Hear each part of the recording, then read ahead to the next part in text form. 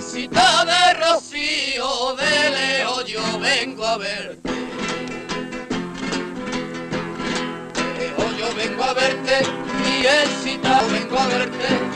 Mielcita de rocío, de lejos yo vengo a verte. De lejos yo vengo a verte, vengo de tierra lejana, donde me llevo mi suerte. De tierra lejana, donde me llevo mi suerte. Orando yo he recordado las veces que entre caballos descalzo yo me he rezado, pensando que eran hermanos los mismos que me han echado. En el siglo III aparecen en la Hispania del Imperio Romano las primeras comunidades cristianas. 100 años después, la influencia social y política de los obispos era tan importante, debido al aumento creciente de sus iglesias, que sus estrechas relaciones con el poder los convertía casi en funcionarios imperiales. Con la penetración de los godos, la Iglesia por primera vez se siente temporalmente amenazada, ya que la religión oficial de ellos era otra secta cristiana, la arriana, pero pronto absorbe a la nueva minoría dominante. En el año 711 penetran los bereberes en la península. El carácter de la dominación musulmana, minoría militar, siempre necesitada de hombres para la conservación y explotación de los recursos del país dominado, favorecía la permanencia de los antiguos habitantes en sus tierras y ocupaciones. La permisibilidad islámica en relación a judíos y cristianos como poseedores de textos revelados, facilitó la islamización de la sociedad hispánica. Así, la Iglesia fue la institución más perjudicada. Esta vez no podía absorber a su poderoso enemigo, por lo que pacientemente espera y se reorganiza en la zona de la Reconquista. A comienzos del siglo IX, llama la atención sobre sí con el hallazgo del sepulcro del apóstol Santiago, meta de peregrinaciones desde ese momento. 3 siglos después, el Camino de Santiago se había convertido en el símbolo de la resistencia cristiana frente al Islam. Desde comienzos del siglo XI y hasta finales del XIII, los numerosos poderes islámicos se entregan a una serie de enfrentamientos políticos y militares, entre sí y contra los poderes cristianos del norte de la península. El triunfo de la cristiandad sobre el Islam marca un decisivo cambio de orientación en la historia de España, que a partir de ese momento aparece vinculada al área geográfico-cultural que conocemos como Europa Occidental. Tras la decadencia de la vida ciudadana con el surgimiento del feudalismo, la Iglesia se dedica a la evangelización del medio rural. A medida que la Reconquista avanza, es la Iglesia, también, el único organismo con sólida estructura para llevar a los territorios repoblados las instituciones, ritos y representaciones familiares, capaces de dar una cierta seguridad a sus habitantes. Para ello, se van erigiendo ermitas en los lugares menos poblados. Y se transforman en iglesias o son destruidas las numerosas y bellísimas mezquitas que construyeron los árabes durante el largo periodo que dominaron en la península.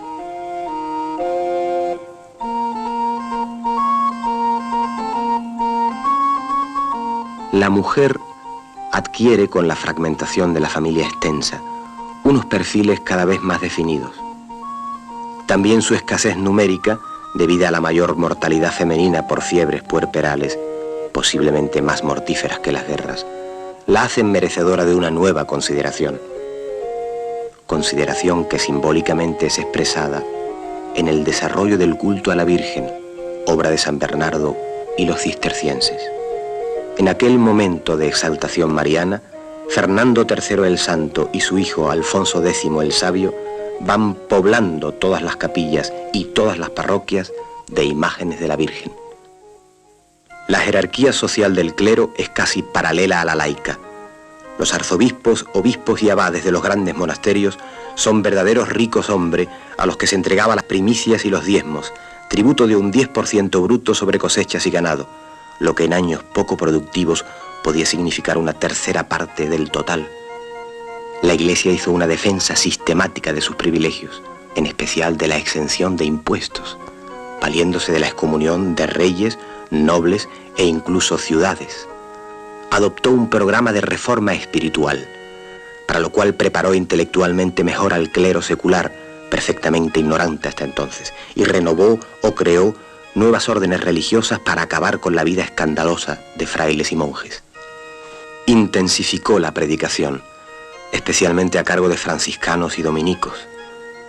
Seguramente serían ellos los autores del trasiego de imágenes que aparecen algún tiempo después escondidas en los bosques, y de las que más tarde se diría que habían sido ocultas por los antiguos cristianos, temerosos de que los moros las profanasen, aunque la verdad es que casi todas ellas eran tallas procedentes de una época en que la dominación árabe había ya terminado en todas partes, menos en Granada. Se trataría, pues, de una nueva táctica de la Iglesia, esta vez a largo plazo.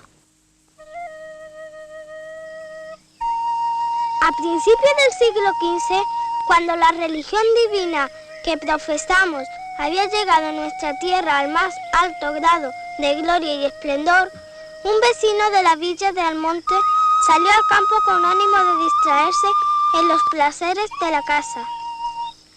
Cuando llegó al lugar conocido con el nombre de La Rosina, bosque inculto y lleno de malezas, los perros se internan en la espesura y demuestran con sus ladridos la sorpresa que les causa un objeto extraño y desconocido. El cazador, aproximándose, admira una imagen colocada sobre el tronco de un árbol. Era de talla y tenía sobrepuesta una túnica de lino blanca y verde y llevaba escrito a la espalda Nuestra Señora de los Remedios. Trata de sacarla de aquel sitio con intención de colocarla en la villa de Almonte, distante 3 leguas de aquel lugar. Se quedó dormido por el cansancio y la fatiga y al despertar se halló sin la sagrada imagen. Afligido y penetrado de dolor, volvió sobre sus pasos y la vio allí lo mismo que antes. Entonces, por medio de aquel singular y maravilloso prodigio, comprendió que la señora manifestaba su voluntad de que allí fuese donde se le rindiese culto y veneración.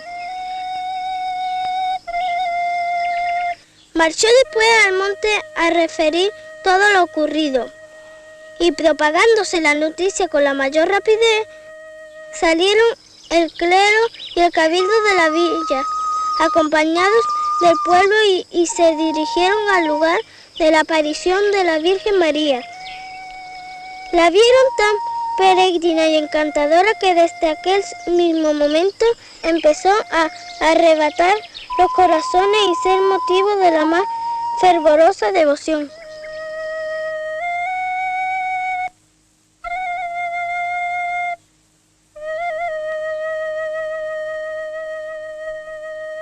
Y al terminar el gótico nos vamos a encontrar todas esas bellísimas tradiciones en las cuales hay una virgen que aparece de una manera especial en el fondo de un pozo, una virgen que aparece en un almendro, en un álamo, en una encina. Esas vírgenes antiguas se transforman. Solían ser imágenes pequeñitas, que naturalmente se destrozan, se mutilan de una manera especial para poder vestirla. Hay vírgenes sedentes con el niño en la rodilla, que cuando había que vestirla, el niño estorbaba, y entonces a golpe de azuela el niño desaparecía y se le tributaba culto o iba sencillamente a la leñera. Entonces muchas de esas vírgenes medievales se les quiere dar un tamaño para lo cual se le conozcan unos palitroques, estos que llamamos aquí miriñaques o candeleros, para vestirlas encima y darle tamaño natural, el tamaño de una mujer, para que la Virgen pueda tener su túnica, pueda tener su manto. Entonces se les empieza a cargar de joyas. Aparecen con el seno materialmente cargado de joyas, con las manos cargadas de joyas, con rosarios, con dijes, con pendientes de mil formas, es decir, dándole ese sentido absolutamente teatral, ese sentido completamente espectacular, pero que llega muy al fondo de las masas populares.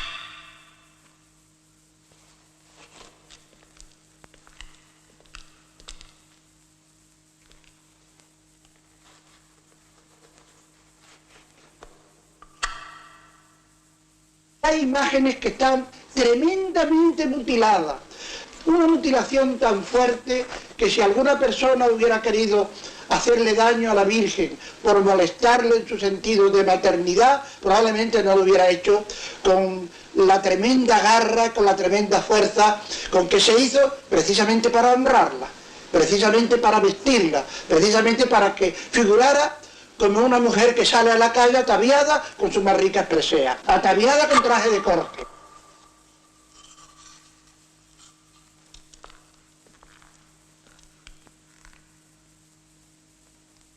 En algunos momentos revolucionarios habrá podido haber el desacato, y los ha habido, el desacato a las imágenes, la destrucción y el maltrato.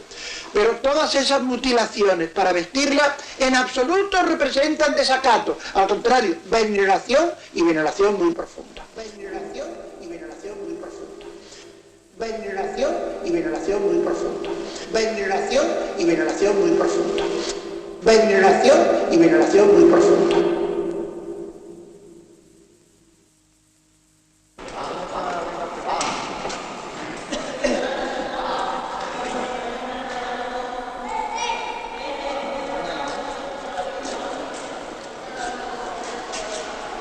Madre mía de Rocío, danos salud.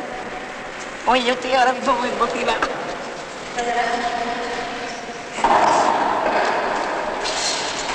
Danos salud y darnos suerte. Madre mía de Rocío, qué linda eres, qué guapa. Viva la Virgen de Rocío.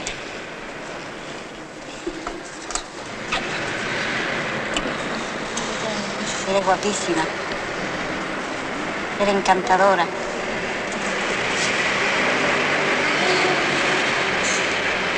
Eres la reina, la reina almonteña, madre mía. Yo estoy muy emocionada ahora mismo. La romería del Rocío es sin duda la más importante de Andalucía. La romería supone una vuelta atrás en el tiempo, una reafirmación en valores que eran vigentes en una época preindustrial.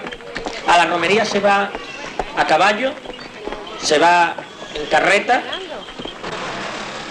Es necesario para quienes participan a fondo en la romería el poder abandonar sus negocios, el poder abandonar sus ocupaciones durante aproximadamente una semana. Para ir a la romería, para participar en ella plenamente, hay que poseer caballo, hay que ser capaz de gastos que en la mayoría de las ocasiones pueden suponer muchas decenas de miles de pesetas, hay que tener algún servidor para conducir los bueyes o en todo caso el tractor para arreglar los alimentos, la comida en los momentos en que se acampa.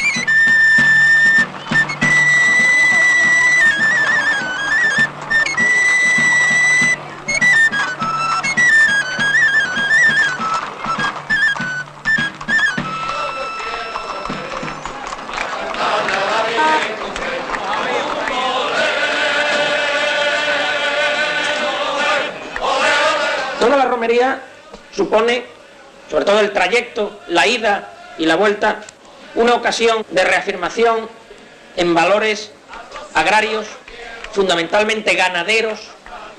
En esto quizá se podría profundizar bastante en lo que ha significado históricamente también en Andalucía los ganaderos en relación con los agricultores. Entiendo que la romería es fundamentalmente una reafirmación en valores de tipo aristocratizante de los grandes ganaderos.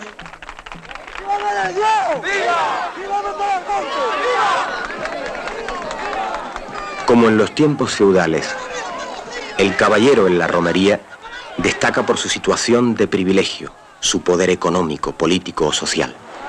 Si entonces había contribuido a la formación y mantenimiento de la nobleza territorial, y el caballo se había convertido en símbolo de riqueza, es decir, de poder, ese poder sigue siendo evidente hoy en día.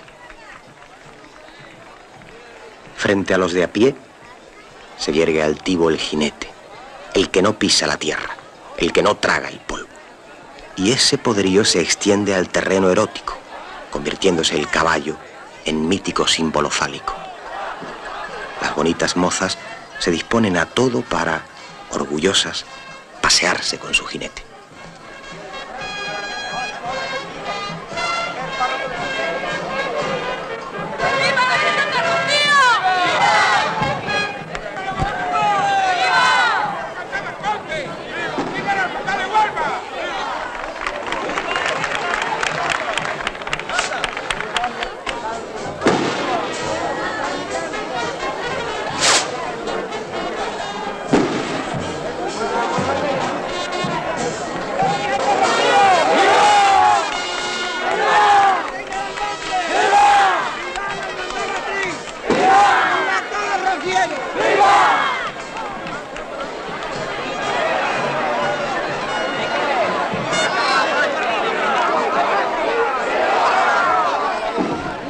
cantar una nueva este año. Qué alegría me dio cuando te vio los en televisión. Vale, la sevillana. Me gusta que se respeten las costumbres del Rocío. Las costumbres del Rocío, me gusta que se respeten las costumbres del Rocío. Me gusta que se respeten las costumbres del Rocío. Las costumbres del Rocío se cumplan los evangelios como Dios nos lo ha pedido.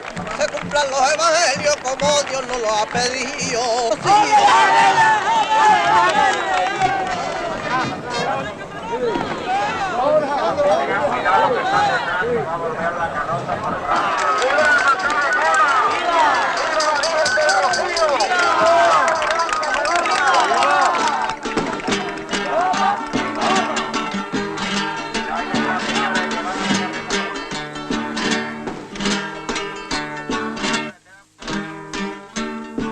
Siento en la mano el calor que en mi piel, tu piel me dejó. Tu piel me dejó. Siento en la mano el calor que en mi piel, tu piel me dejó. Siento en la mano el calor que en mi piel, tu piel me dejó. Tu piel me dejó. Y de los labios que un día besé, conservo el sabor. Y no consigo arrancar de raíz aquel mal amor. De aquel amor que se fue, yo no me quiero acordar, yo no me quiero acordar, porque no apaga la sed, agua que no me da.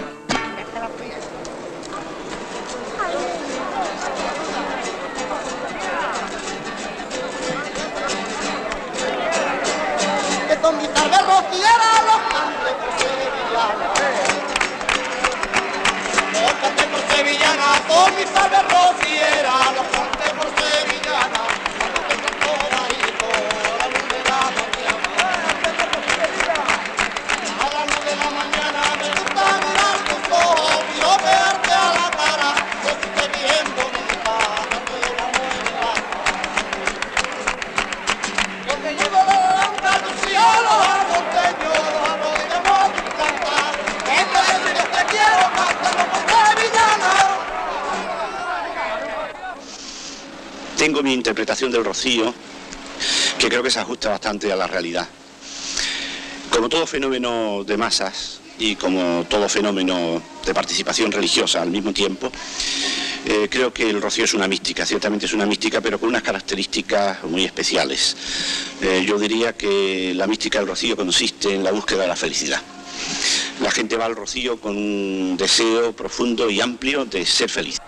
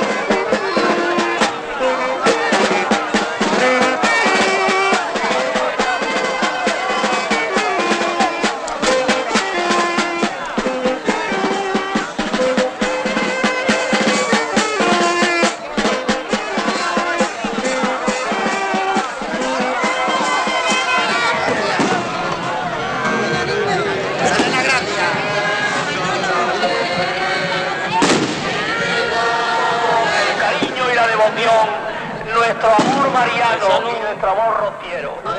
El Señor es contigo.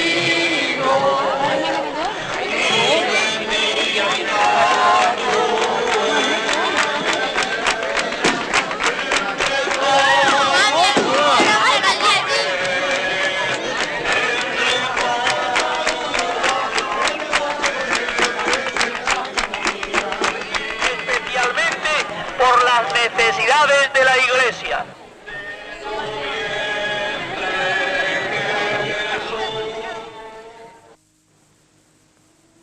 En los siglos XIV y XV, el hambre, la miseria y las continuas pestes hacían estragos en una población alimentada solo de pan, cuando lo había. Y sin embargo, una desenfrenada ansia de vivir parece sacudir a los supervivientes de esas pestes, ese hambre y esas guerras. Las fiestas populares, el arte y la cultura tenían que acudir a la motivación religiosa para manifestarse, aunque fiestas y romerías tomaran con frecuencia un aspecto báquico y orgiástico. Las manifestaciones religiosas van adquiriendo un sentido profundamente espectacular. Su carácter colectivo, la iglesia como escenario o la población entera adornada para asistir a los desfiles procesionales, las propias imágenes se aproximan a la teatralidad, suplantan en cierto modo al teatro, que incluso estuvo prohibido y que tanto preocupaba a la iglesia precisamente por su arraigo popular. En el siglo XVI, toda función vital estaba presidida por el rito religioso. Eran obligatorios el bautismo, la confesión pascual y la misa dominical, cuya asistencia era rigurosamente vigilada por el párroco y sus ayudantes, que incluso llevaban un libro de matrícula en donde se anotaba a los asistentes. Los que no cumplían sus obligaciones eran denunciados al Tribunal del Santo Oficio como sospechosos de herejía.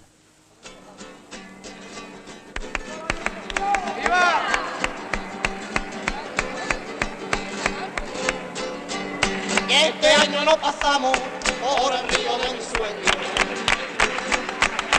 por el río de mi sueño. Este año no pasamos por el río de mi sueño. Este año no pasamos por el río de mi sueño,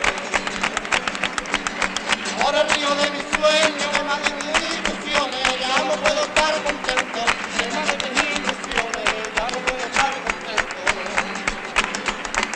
Que ya no puedo estar contento, maldita sea que el agua, ya no puedo estar contento.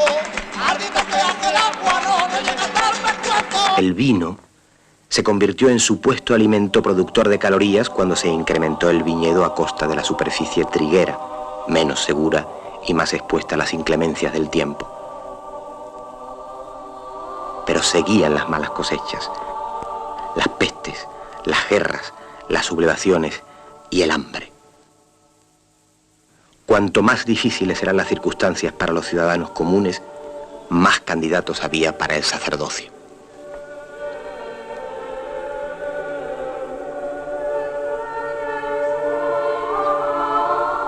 Si a finales del siglo XVII se estima que la sexta parte de las tierras y gran parte de las fincas urbanas eran propiedad del clero, la España del XVIII se industrializa.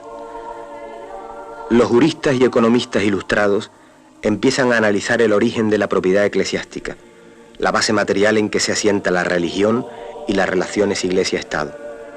Con el informe de la Ley Agraria de Jovellanos, la Iglesia recibe un duro golpe doctrinal que dará pie a las tímidas desamortizaciones de finales del siglo XVIII y principios del XIX. Se abre una clara lucha entre la voluntad de renovación y el instinto de resistencia encarnado por el bajo clero y la nobleza rural, que continúan apegados a las viejas costumbres.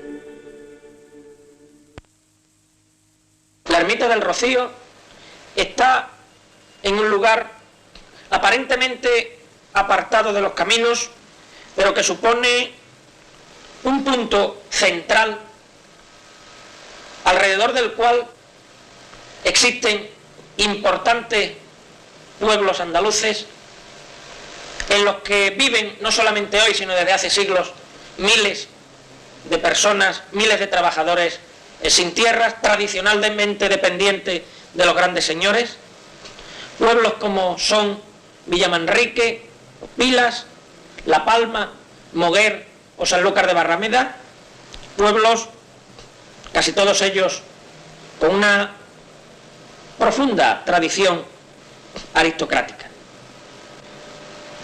Hermandades en estos pueblos que he citado existen ya en el siglo XVII. Las hermandades siguen siendo asociaciones de seglares con fines religiosos acogidas a la reglamentación de la Iglesia. Como entonces, tampoco las mujeres pueden hoy ejercer en ellas ningún cargo de responsabilidad. Sus responsables son el presidente o hermano mayor, el vicepresidente, el tesorero y el secretario, que generalmente se van turnando en sus funciones. Mi bisabuelo fue hermano mayor, mi abuelo hermano mayor, en su época, por natural, mi padre hermano mayor, yo he tenido un hermano mayor y ahora soy yo hermano mayor. Los gastos de la romería en algunas hermandades tienen que ser sufragados en su mayor parte por el hermano mayor elegido anualmente, que no duda en costearlos, dado el prestigio social que se alcanza con el cargo. El gasto de la hermandad en la romería es pequeño, porque la hermandad matriz suele dar al hermano mayor una cantidad más bien pequeña. No es porque quiera decir que es pequeña en sí, sino que es pequeña, es una cosa simbólica. O sea que no recupera ni la octava parte del gasto que tiene el hermano mayor. El rocío está enraizado totalmente en el pueblo, y el pueblo es su roca y su soporte. Entonces, el pueblo debe saber en qué se gastan los millones de su Virgen, como decía una hoja parroquial de la Iglesia del Monte. Ahí se nos informa que la venta de recuerdos en 1975 ascendió a 18 millones de pesetas, con beneficios que debieron oscilar entre los 11 y 12 millones. La Hermandad Matriz tiene el monopolio de esa venta en el santuario, con vendedores a comisión sin cargas sociales de ninguna clase. En el rocío fallan las estadísticas. En el rocío se equivocan los comerciantes. En el rocío se equivocan todos los que quieren someterlo a las matemáticas puras. A la Hermandad Matriz no parece que las estadísticas le fallen mucho. Solo en velas el consumo es de aproximadamente 1 tonelada mensual en invierno y 2 toneladas mensuales en verano. Al dinero que maneja la Hermandad Matriz con la venta de recuerdos, hay que añadirle los numerosos donativos de entidades públicas y privadas que se efectúan durante todo el año. Todo ello es depositado en una sola entidad bancaria a la que están ligados algunos miembros de la hermandad. Millones que para nada repercuten en la posible solución de los graves problemas que tiene planteados Almonte. Que a nosotros, la Hermandad Matriz, que tenemos el inmenso privilegio de ser los administradores de la Santísima Virgen, realmente nos espanta esa responsabilidad de estar tan cerca de la Virgen. La creación de muchas de estas hermandades han coincidido, y no casualmente, con hechos tanto nacionales como internacionales que ponían en cuestión la estructura social y los valores de una sociedad fundamentalmente agraria y aristocratizante.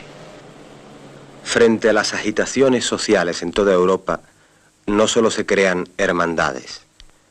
La Iglesia Católica, Apostólica y Romana, asustada, crea nuevas fórmulas. La Virgen María, en persona, se aparece a 3 pastorcitos en Fátima, con mensajes que previenen al mundo del peligro comunista.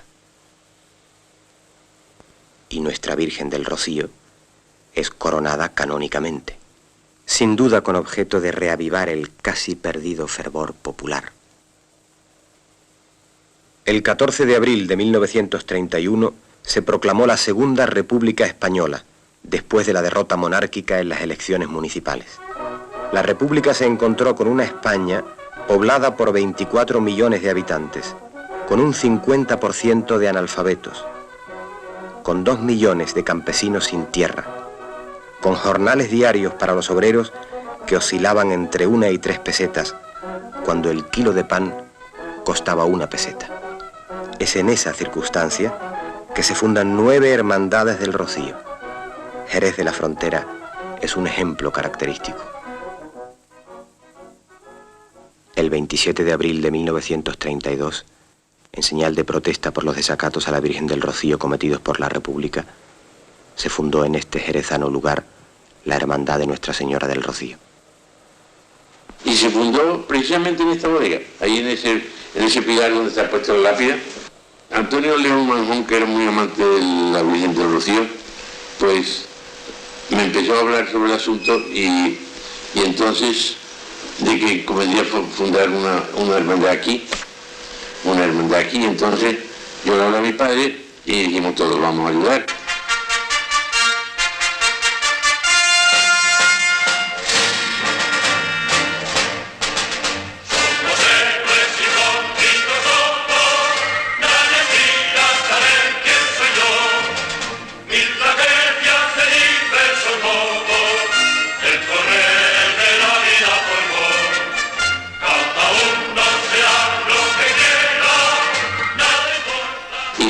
Por el padre Llanes, como he dicho, después don Antonio de Manjón, mi buen padre, en Gloria, y después don José María Reales, mi padre, ya han muerto los tres. Siempre han ido las personas pudientes, desde que se fundó, y es más, los señores que lo fundaron, todos son personas de un bienestar económico bastante superior y elevado, ¿no? Entonces, se ocupaba en esta hermandad de hacer un rocío a los señores que iban. Claro, es lógico, porque como el pueblo no podía ir, pues entonces iban ellos. Entonces hacían un rocío a su forma. No es que realmente haya habido distinción de clase, sino todos conocemos los años anteriores, desde los años 30 hasta la fecha, pues realmente ha habido una distinción de clase, pero no distinción de clase, sino que el pueblo no se ha podido permitir el lujo de ir al rocío, no porque ir al rocío cueste mucho dinero, sino porque ni teníamos coche, entonces nada más que tenía el coche el que podía. Para ir en este caso sin coche, podía ir a caballo. ¿Quién tenía un caballo? ¿Quién podía? Entonces la clase media o la clase humilde, como se puede llamar también, pues no podía ir al rocío. Realmente yo considero que distinción de clases no ha habido nunca. No ha existido aquí en Jerez.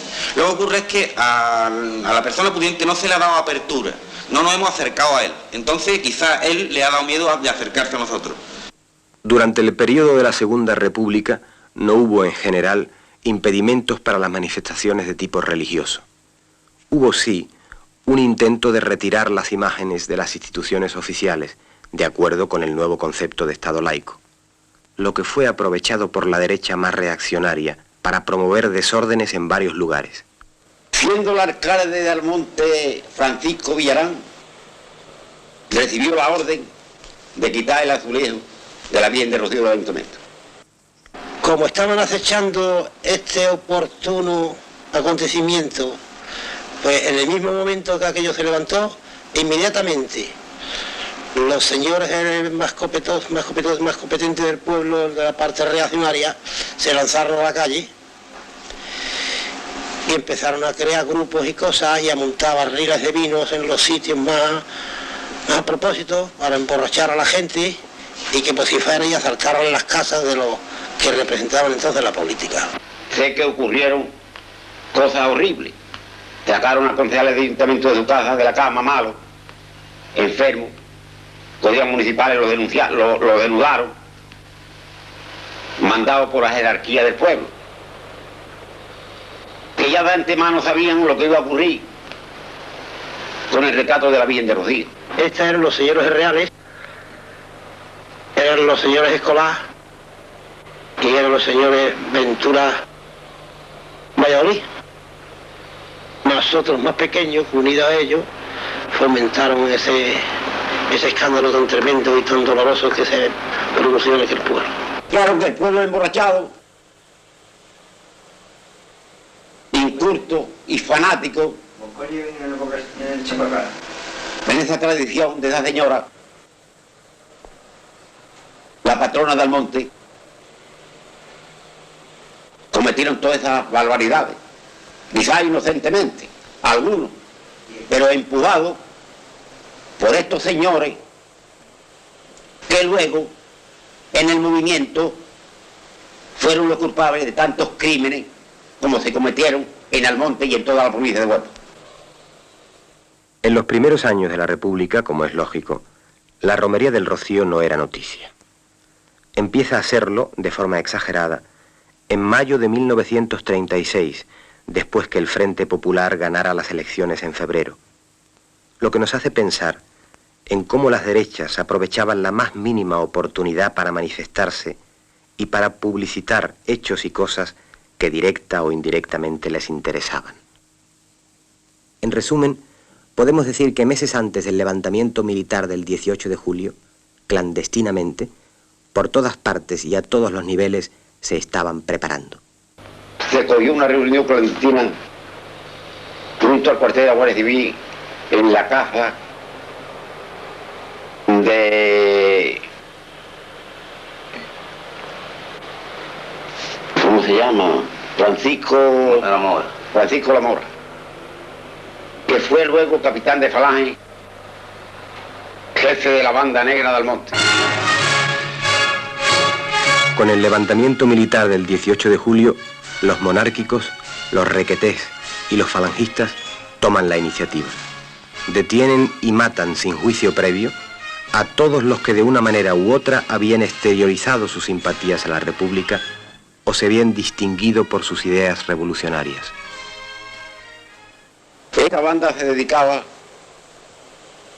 a llevar a la cárcel diariamente, noche por noche, una lista para sacar a individuos, para llevarlo a la carretera y asesinarlo delante de la luz de un camión.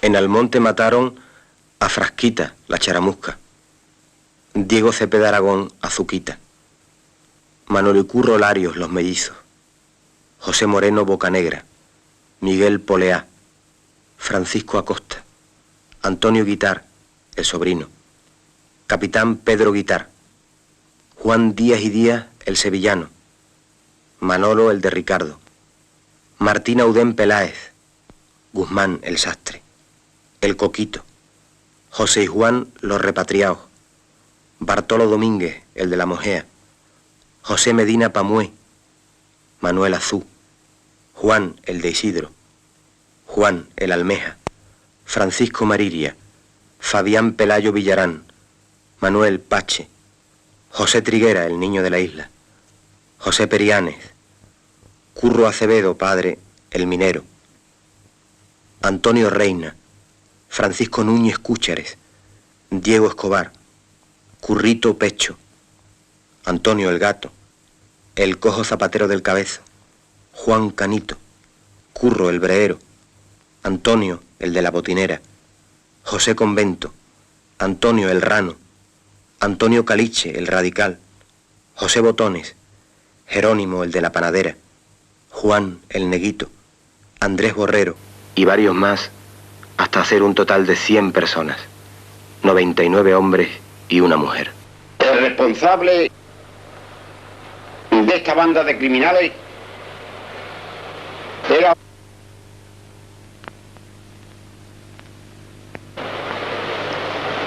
que en paz descanse, que yo le daría una vida más larga.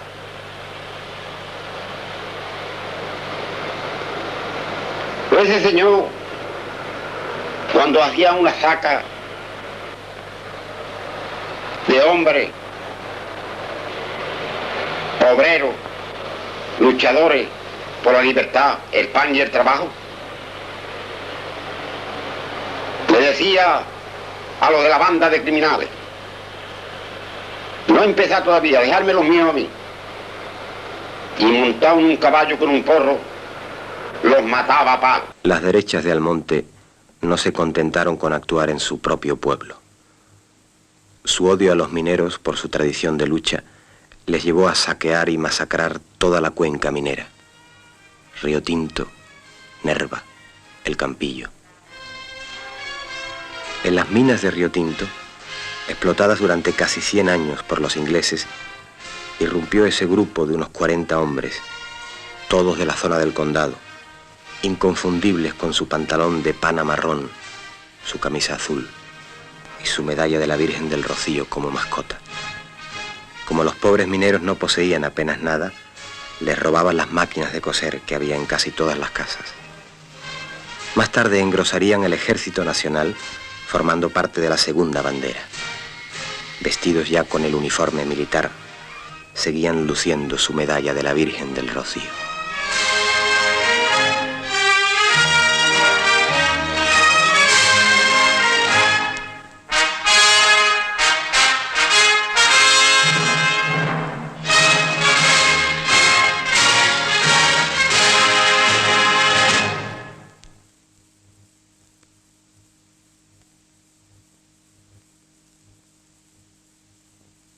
En un punto donde se unen Huelva, Sevilla y Cádiz, en un núcleo aislado de población surgido en torno a una ermita, se celebra todos los años, en primavera, la Romería del Rocío.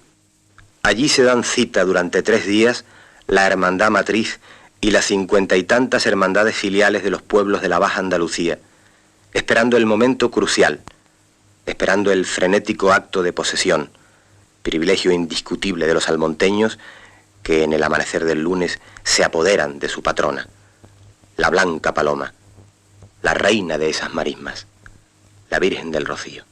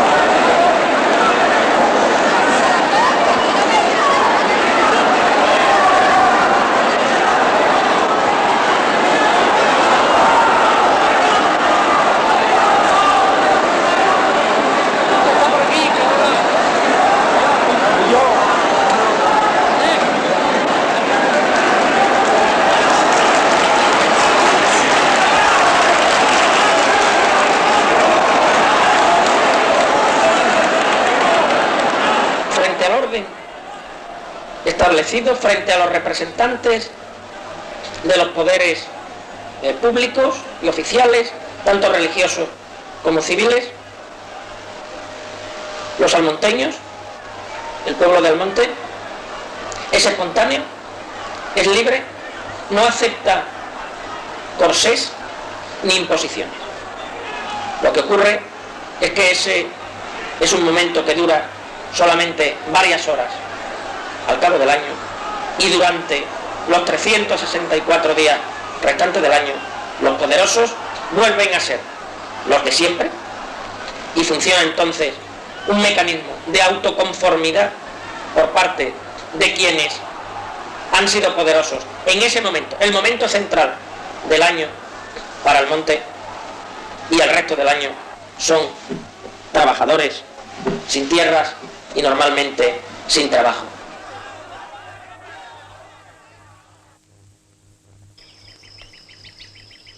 En agosto de 1810, Almonte se encontraba ocupado por el ejército francés. Pasábamos hambre y teníamos que entregar lo mejor de nuestras cosechas, a veces al ejército invasor y a veces a nuestro ejército. Todos nos exigían, se llevaban nuestro ganado, aquello era un saqueo constante. Estábamos en la más espantosa miseria y desesperación cuando en agosto los franceses nos obligaron a la formación de una milicia cívica en la que tenían que alistarse todos los hombres, desde los 15 a los 70 años. Aquello fue suficiente para que estallasen los ánimos. 36 de nosotros, desesperados, decidimos liquidar a los soldados franceses que había en la población y nos arrojamos sobre ellos. Luego fuimos a casa de Cepeda, que era donde se hospedaba el comandante. Cuando abrió la puerta, le pegamos un tiro que lo dejó muerto en el acto. Cuando se supo lo ocurrido, las autoridades y los curas, muertos de miedo, pienso que debieron negociar con los franceses nuestra entrega para salvar sus vidas y sus riquezas. Nuestra entrega y el pago de un tributo, no sé. Lo que sí sé es que pasados unos días, los franceses nos acorralaron y nos trataron peor que a las bestias. Acabaron con todos nosotros, nos mataron, nos descuartizaron y nuestras muertes después se cubrieron de silencio, de un silencio pesado y cómplice. Las autoridades civiles y eclesiásticas entraron en pánico. Había un decreto de Murat que ordenaba el exterminio del lugar en donde se derramara sangre francesa. Se solucionó el asunto con el pago de un tributo y posiblemente la entrega de los 36 hombres, ya que las crónicas de la época no vuelven a hablar de ellos. Pero les interesó más hablar de milagro, de intervención de la Blanca Paloma para salvar al monte. Y así nació el Rocío Chico, o sea, la promesa de visita anual de la Hermandad Matriz al Santuario de la Virgen del Rocío, en acción de gracias que perpetuase a las futuras generaciones la memoria de tan insigne y señalado beneficio.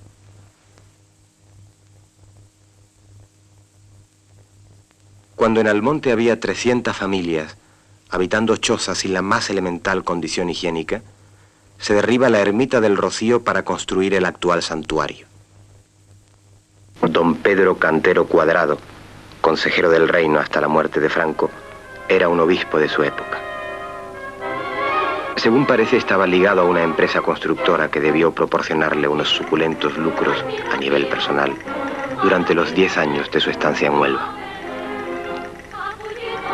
Después de diversas presiones, se había construido con su intervención la carretera Almonte-El Rocío, que daría origen a la urbanización turística de Torre de la Higuera y marcaría una nueva era en la historia de la romería. En Huelva se construye en el Conquero, el mejor lugar de la ciudad, el Palacio Obispal, actualmente deshabitado, el Colegio de Retiro de la Cinta, residencia para ejercicios espirituales, las iglesias del Rocío y San Sebastián, y finalmente el seminario, hoy también vacío. Todo esto cuando disminuía la asistencia a la misa, la recepción de los últimos sacramentos, las vocaciones sacerdotales, cuando empezaba a tambalearse el espíritu de la cruzada, del imperio hacia Dios, de la reserva espiritual de Occidente, y se iba alejando el tiempo del nacional catolicismo, en que ser católico se identificaba con ser español. En estas circunstancias, Franco en el Rocío confirma el apoyo oficial que se presta a la Iglesia. Y si es necesario, también se puede recurrir a un milagro, aunque sea pequeñito y a nivel local. Yo tenía 11 años y me apareció en la parte derecha de la pierna un bulto, una cosa muy pequeña, como muy pequeñita. Entonces mi madre me llevó al médico de cabecera de aquí del monte y me dijo que me llevara a un especialista. Y ya me llevó a don Emilio Serrano en Sevilla y dijo que era sarcoma. Entonces yo le pedía mucho a la Virgen porque mi madre tenía pensión y yo le decía que a veces que me pusiera bien, que yo sabía que era una cosa muy grande. Y entonces vi aparecer a una señora por una puerta. Una puerta que tenía en la habitación, me apareció una señora vestida de blanco con un niño en brazos y me dijo, dice, tú no te preocupes, Encarnita, que yo te curaré, yo te voy a sacar una pelota de goma que tú tienes en la pierna. Porque, o sea, cuando yo vi a la señora aparecer, yo la confundí y digo, ay, ¿tú quién eres? Y ya cuando se sentó en la cama, pues claro, la reconocí de momento. Le dije, digo, ay, tú eres la Virgen del Rocío, ¿verdad? Dice, sí, hija, yo vengo a ponerte bien. Y entonces yo a mi madre se enteró que un niño en Valladolid le habían puesto una sarcomina, una cosa que dice que era bien bueno. Me la trajeron porque eso era muy caro de traer, pero el pueblo de Almonte y todo aprobó, dio muchos donativos y entonces lo trajeron. Pero cuando ya estuvo aquí la dosis yo dije que no me la ponía. Además yo tenía una fe loca, el sacerdote iba todos los días y yo me quedé sola y entonces no. Entonces fue cuando yo la vi, o sea, como persona que a mí un sacerdote me preguntó, porque dice, claro, los milagros reales tienen que ser no como imagen. Y entonces no, porque yo hasta la confundí, o sea, con una vecina, al pronto al entrar por la puerta la confundí con el niño que traía. En agosto, a continuación del Rocío Chico, de 7 en 7 años, desde que Cantero Cuadrado determinó esa periodicidad en su empeño por regularizar y controlar el ímpetu popular que a veces consigue escabullirse de la tutela eclesiástica, es trasladada a hombros de sus almonteños, desde el santuario al monte, la Virgen del Rocío con su traje de pastora. Pastora protectora, pastora madre, pastora mujer.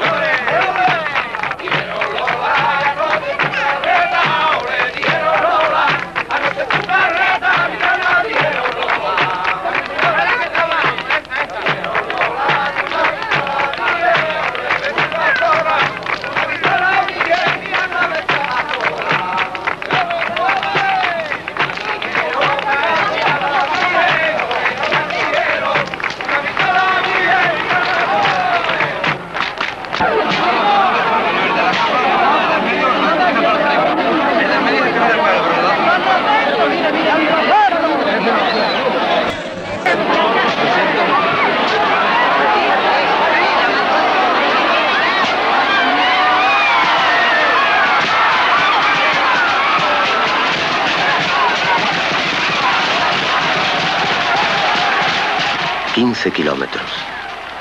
Toda una noche hasta el amanecer en que, con el primer rayo de sol, es desvelado su rostro. Todo un rito que rememora aquellos traslados de siglos anteriores, con los pobres de solemnidad como portadores pagados, que se llevaban a cabo por orden de las autoridades para implorar el favor divino como solución a las sequías, pestes, hambre y muertes que periódicamente asolaban la región.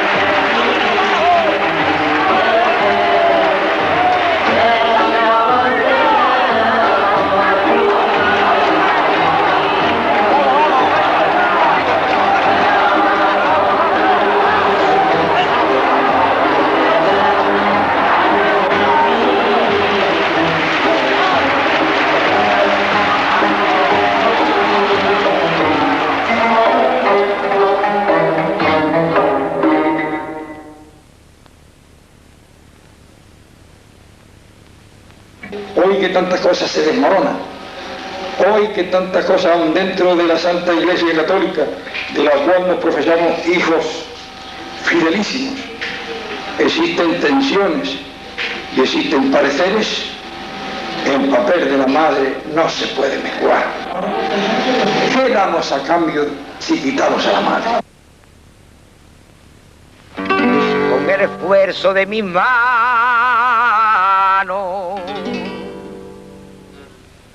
la vía tengo que ganar.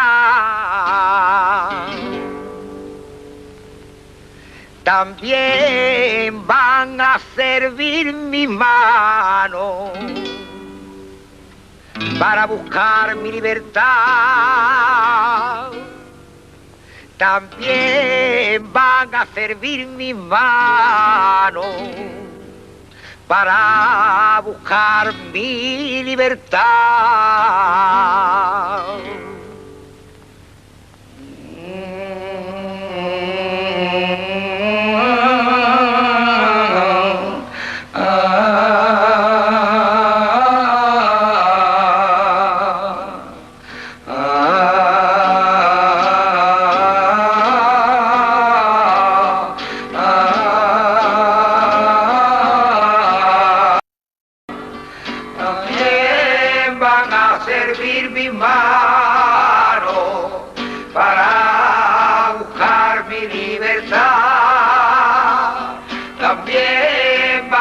Servir mis manos para buscar mi libertad.